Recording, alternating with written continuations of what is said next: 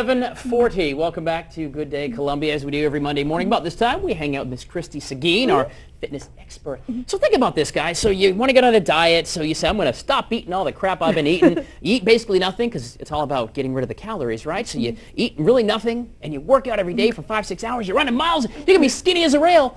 Not quite true. Well, not only that, but you remember a couple weeks ago we talked about with severely restrictive calorie diets that it can create a rebound.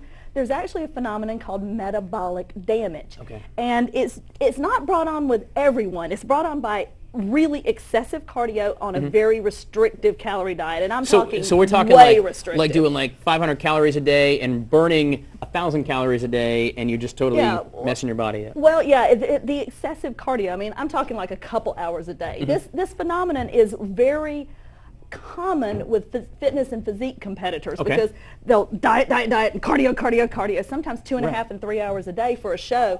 Then after the show, they put on 30, 40 pounds. Because they go back to eating cheeseburgers, right? No, I'm talking, metabolic damage is defined as gaining a disproportionate amount of weight consistently for the calories you're consuming. So I'm talking, it's a sad phenomenon because you're talking about people who are eating like chicken and broccoli and really being strict and still packing on pounds. That's got to be frustrating too, I mean, from a mental standpoint. Yes, and so what happens is they start to overcompensate and they eat less and then they do more cardio, and that just exacerbates the problem.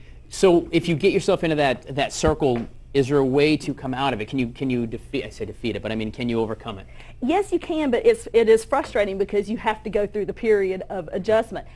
That being said, not always can you do that, but you cannot diet your way or exercise your way out of something that got you into. Right. So if excessive dieting got you into it, you have to bring the calories up to maintenance. And generally you have to bring them up slowly so you don't just blow up. At what point, if you get to that point where you're like, you are gaining weight, and I'm only eating broccoli, and I can't understand, at what point do you want to engage a doctor or a nutritionist? Or you probably don't want to try to do this yourself, right? No, and there are a few experts. One is Scott Abel out of Canada. You can look up Scott Abel, Abel Bodies, A-B-E-L. You look for an expert, someone who deals with that, or anyone who is in that field and familiar with it. Like I'm working with a couple people right now that I suspect, have had that issue. Yes. How long does it take to create that damage? I mean, if you're talking... It depends on the person.